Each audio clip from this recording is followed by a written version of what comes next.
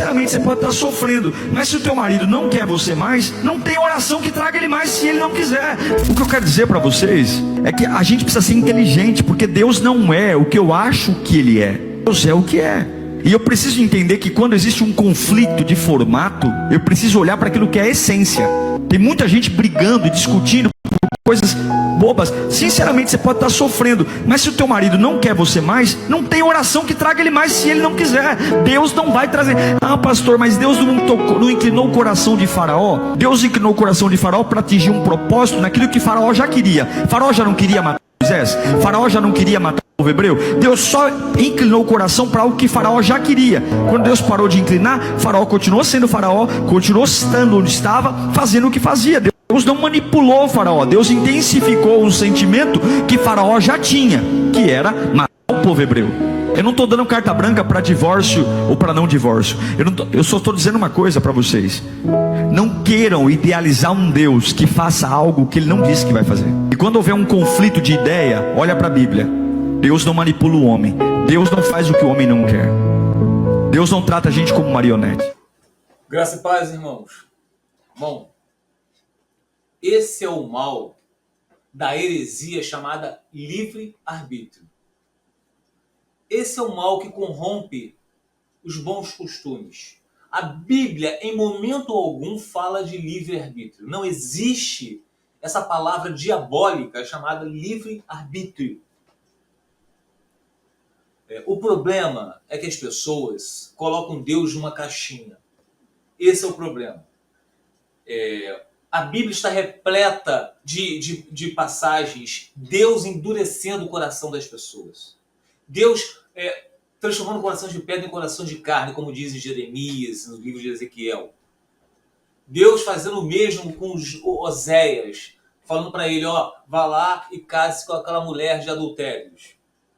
Aí Oséias se casa com a mulher de adultério. Já estava acostumada ao adultério. E veio com filhos ainda dos seus adultérios. Casou com aquela mulher. E aquela mulher ainda voltou para os seus adultérios, mesmo depois de casada. Houve um distanciamento entre Oséias e Gomer, que era a esposa de Oséias. O que Deus fez? Foi em Gomer, a esposa de Oséias, a adúltera, e inclinou o coração dela. Cercou ela com espinheiros, para que ela não voltasse para os seus amantes. Qual foi a conclusão desse suposto livre-arbítrio de Gomer, a esposa de Oséias, a adúltera? Que na cabeça dela ela poderia achar que isso foi um livre-arbítrio. Eu voltei pelo meu marido porque eu quis. Não. Foi Deus que inclinou o coração dela, cercando ela com espinheiros, para que ela não voltasse para os seus amantes, nem adorasse mais os seus ouros. E ela achou melhor voltar para o seu marido, Oséias. Depois Deus foi lá em Oséias e falou, volte para a tua mulher. Reconcilie-se com ela, restaure o casamento, volta para ela, apesar dela ser adúltera e amar outros homens. Então, Deus está sempre interferindo no coração inclinado para o mal. Quando esse herege, olha minha boca, esse herege falou que Deus só inclinou o coração do faraó, porque ele já era inclinado ao mal, está corretíssimo quando esse herege falou isso. Aí eu lhe pergunto, todos nós, quando nascemos, nasce alguém que seja santo? A palavra diz que todos nós nascemos pecadores, devido ao pecado original de Adão e Eva. A morte entrou no mundo. Vivemos num mundo que jaz no maligno. Ninguém busca Deus. Não há um sequer que busca Deus. Somos maus. Tanto Faraó quanto qualquer um de vocês. Somos maus, inclinados para a carne, para o mal, para o pecado. Deus fez um plano divino. Ele elegeu alguns para a salvação. Para fazer o quê? Colocando nele o Espírito Santo. E agora passamos a viver, ser uma nova criatura, um nascer de novo. Somos impelidos, dirigidos pelo Espírito Santo. Por isso que não existe essa heresia de perder a salvação. Ninguém perde aquilo que nunca teve. Faraó era inclinado para o mal, assim como todos nós somos inclinados para o mal. Uns para adultério, outros para outras práticas pecaminosas. Então, desde quando vocês vão parar de ouvir esses hereges? Deus levantou um profeta Ezequiel lá no exílio, justamente para pregar, para ter esperança para o povo, apesar de eles estarem no exílio. E Deus está falando assim, ó, a partir do versículo 12, que é muito grande. E vocês saberão que eu sou o Senhor, pois vocês não agiram segundo os meus decretos, nem obedeceram às minhas leis, mas se conformaram aos padrões das nações ao seu redor. O que Deus estava falando? Então, ó, vocês estão indo para o exílio, vocês estão no exílio, não é porque eu sou mau, porque vocês são maus, porque vocês são inclinados para o mal, assim como o faraó era inclinado para o mal.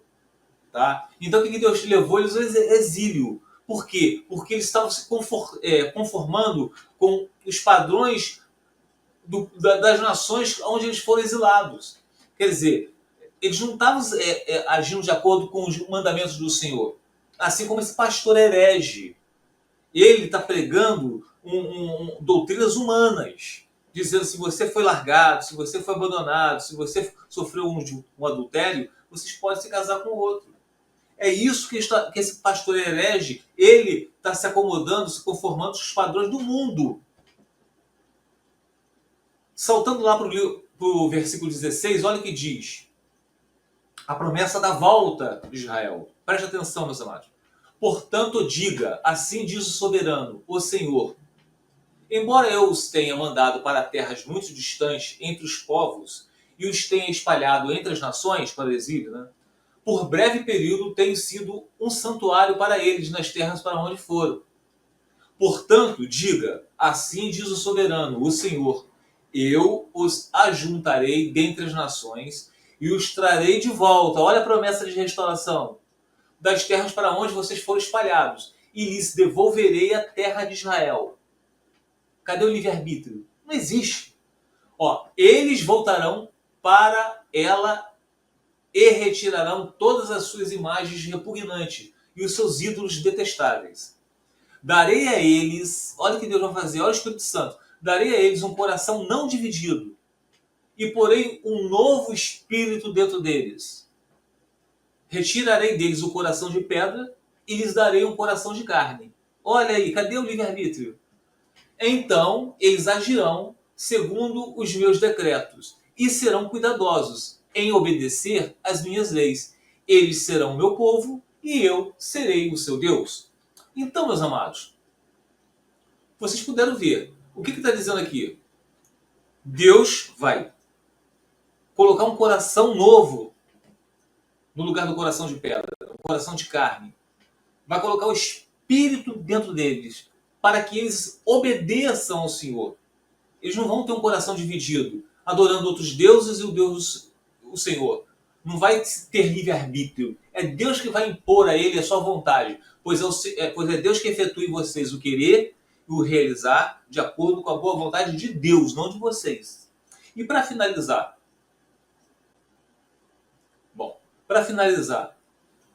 o livro de 1 João, capítulo 5, versículo 14, sejam a partir do versículo 14. Olha o que está escrito.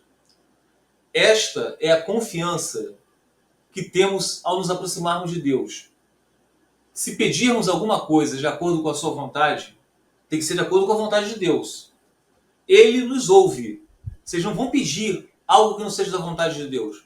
E sabemos que Ele nos ouve em tudo que pedimos. Sabemos que temos o que dele pedimos. A passagem que fala, pois é Deus que efetua em vocês o querer e o realizar de acordo com a boa vontade de Deus. Aquele que está em nós, que é o Espírito Santo, é maior do que aquele que está no mundo, que é Satanás. Então, meus amados, é isso que vocês têm que prestar atenção. E não nessas pregações desses hereges.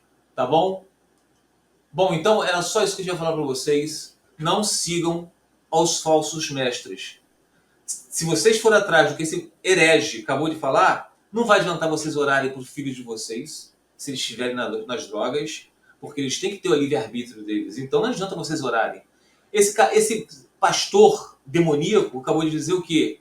Que a oração de Deus não tem poder.